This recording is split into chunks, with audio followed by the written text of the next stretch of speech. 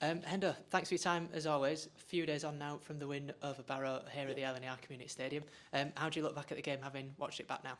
Yeah, look, pretty similar to how I saw it post game. Really, I thought we started obviously the game very very well. We come out the blocks as we have been doing, and I thought there was some real encouraging signs with the ball. I thought we asked a lot of questions of that Barrow side, and I think overall, I think when we did execute the plan, I thought we looked good, and I thought we did ask a number of questions of Barrow, and we scored some fantastic tries, and we missed a few opportunities with the ball as well, and that's probably ultimately just the thing that just probably takes the shine off the performance is probably a little bit of our ball control at times. Certainly in the good ball attacking field area, probably let us down. But I certainly was encouraged by the way the team were trying some new things that we'd sort of put into practice that week and whatnot. So I can't be too hard on them. And I thought overall it was a pretty decent performance. Certainly improved from the week before.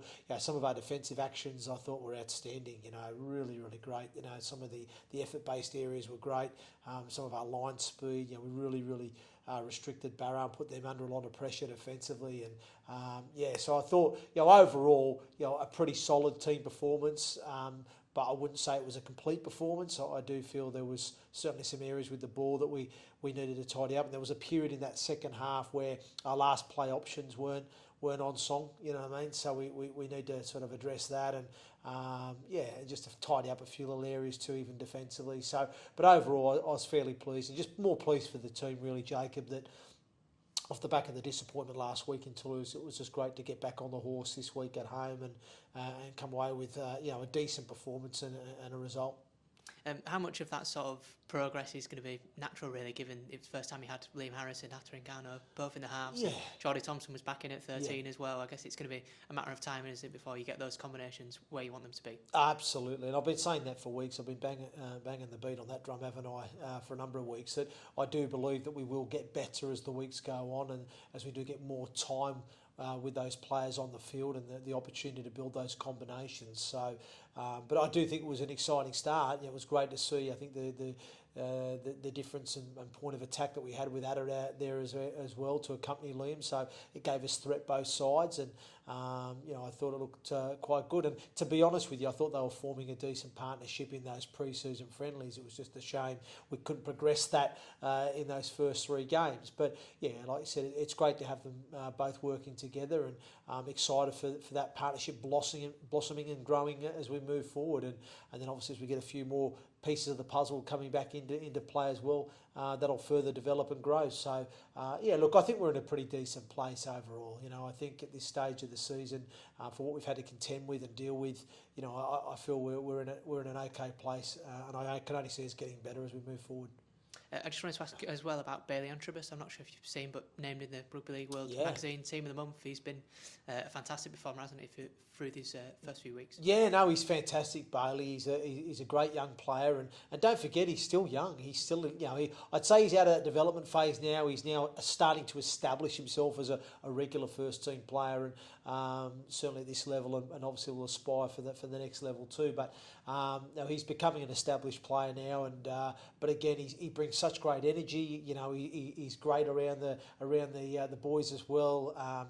He's always got a smile on his face. He enjoys training, and what I like about Bailey Antrobus is he competes hard. He epitomises what we're about here now at York, and he just competes. He wants to win. He just wants to do the best he can each week, and that's what I love about him. And the energy that he brings, to the team. The way he carries the ball, he always carries with intent and purpose, and defensively he continues to work hard and do his best in those areas. So you can't ask any more from him in terms of his effort-based stuff. And like I said, it's now just trying to develop his overall game, just a little bit more, so he continues to grow and develop further to have a long-lasting career. But like I said, he's a pleasure to coach. Great to have around the group, and like I said, adds real value to this team. Just before we come on to Swinton, the Challenge Cup draw was last night. West Bowling at home, an amateur side, but I guess they'll come here with nothing to lose and full of belief and confidence, really. Yeah, no, it's great. Actually, the head coach of West Bowling is one of the assistants that was at Keighley last year, so he'll know a little bit about what's coming from us. So obviously worked with Dean Muir, their assistant coach, He worked under Reece Lovegrove last season at Keighley, so I've got a relationship there. And no, look, I'm really pleased for West Bowling too. I think they're a traditional amateur community club that they've really serviced the Bradford Bulls, with a number of players over the years, and they've got a proud history and heritage themselves as a club. So I'm looking forward to their fan base coming to York and enjoying what York can offer, and hopefully, like you said, we certainly won't disrespect them. They'll come here with nothing to lose, and I know they'll bring plenty of energy and enthusiasm, and we've just got to make sure that we focus on delivering our standards, and we deliver a professional performance that week. It will be a good opportunity too for me. I can probably do a little bit of rotation and have a look at a few other players who need some game time, a few of our younger guys too, to get an opportunity. So we'll certainly look at that as well.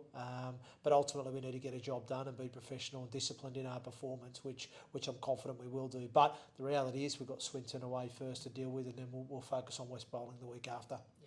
Swinton then, like you mentioned, the opponents this weekend, already beaten Barrow and Batley so far this season, 2 sides in the playoffs last year. So, no easy side at all, even though they've come up from League One last year. No. Well, like I said, we faced them last season, and when I was at Keighley, and look, they're a decent side. Alan Coleman, the coach, he gets them playing an attractive brand of rugby league. They certainly will ask questions and challenge you. They've got the ability to play through the middle with their forwards, and they've got some decent strike on the edges too. So, we certainly have to be very good defensively against them. Hopefully, like I said, I know that if we can deliver our standards of performance and we execute what we are going to put in place to try and unlock that Swinton defence, then we should hopefully go there and get the job done. But the reality is we've come up a side, it's come off the back of a loss. They'll be licking their wounds after losing to Whitehaven, and they'll want to get back on the horse this week at home. So they'll certainly be a tough challenge, and we've got to make sure we go there with the right mentality, and also, like I said, execute and deliver what we need to as well. So on the day, so otherwise, so it will be a tough afternoon. Team news-wise, is there any updates on Chris Clarkson and Rona Michael? Obviously, they were missing last weekend. Yeah. Well, Rona Michael's on that return to play protocol at the moment after his HIA. At the moment, he's ticking all the boxes. So at this stage, as long as he doesn't show anything up in the next day or two, symptom-wise, then he'll be available for selection on Sunday.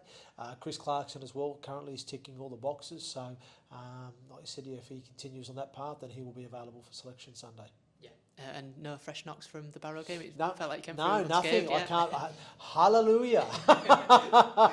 I can't believe it. No, the injury report came in yesterday from our head physio, Alex, and nothing of anything to note or be concerned about. So really pleased that we've come through this one unscathed.